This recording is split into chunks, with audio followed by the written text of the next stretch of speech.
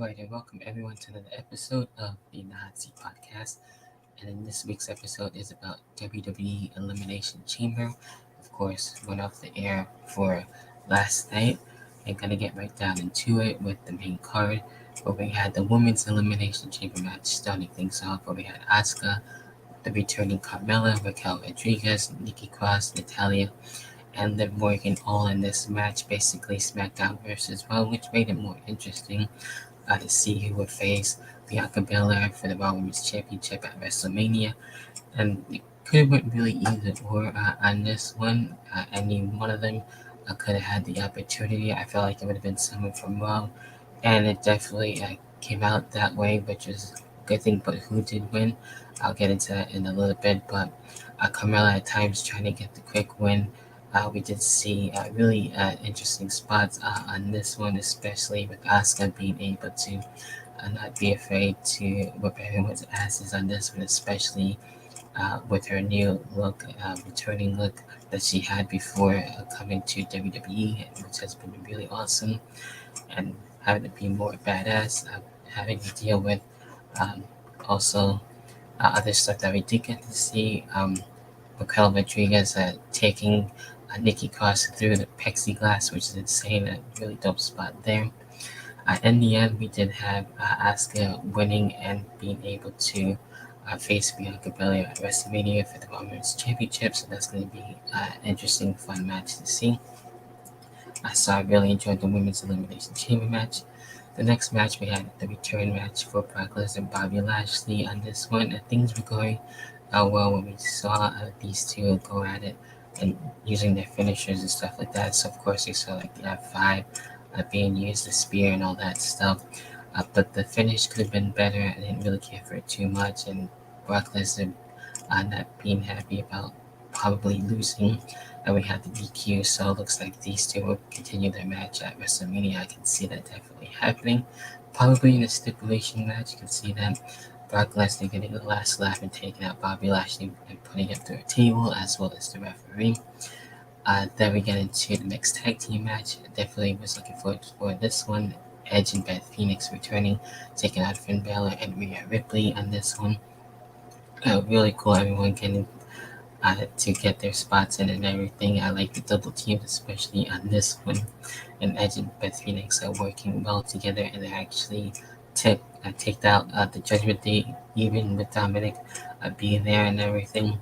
They were able to get the win. So I was hoping we would see a singles match between Beth Phoenix and Rhea Ripley, especially at WrestleMania. But obviously, Rhea Ripley is busy with Charlotte Flair for the SmackDown Women's Championship.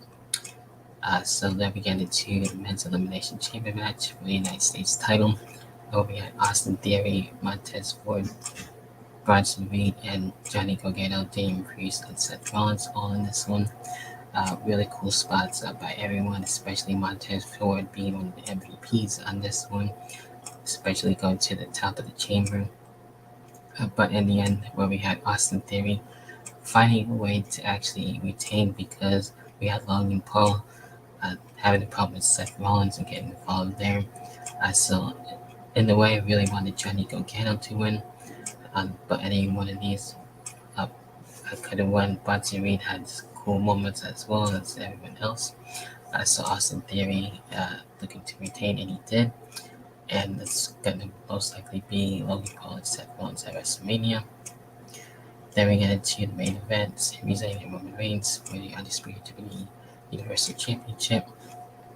And these two basically taking their time, having to stare down for quite a while before they actually lock things up and were able to do their thing. And at times, I really thought Sami Zayn had this time to be able to get the title, but also Roman Reigns stealing with the Usos. The Usos were able to get involved and try and help him out and keep the title at all costs. Of course, Paul Heyman was there. I was expecting Solo Sikoa to actually show up. He really didn't, which is kind of surprising on that.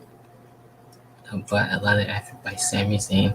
I really wanted him to be the champion, but Roman Reigns finds a way and actually defeats Sami Zayn to have a sad note there.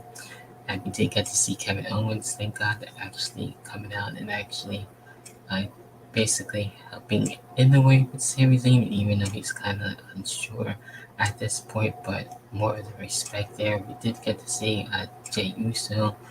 Still not sure where he is right now. Is he still with the Bloodline? Is he more with Sami Zayn? So it's kind of hard to really trust him right now. So a lot going into this, and then we get into Roman Reigns and Cody Rhodes, hoping maybe Sami Zayn can probably make it a triple threat, or he can even deal with one of the tag titles and be dealing with that with Kevin Owens, dealing with the Usos. So I can see that a lot of elements going there. So it could really go a number of ways with this. So that's what makes it interesting. So now it's Elimination Chamber. I really enjoyed it besides the Brock Lesnar, Bobby Lashley, how it ended and everything. I feel like we could have seen a lot more of that. But that's it with me, and appreciate the support as always. What do you thought about Elimination Chamber? If you're watching on the video version, leave that in the comment section down below, and we'll continue the discussion there as well.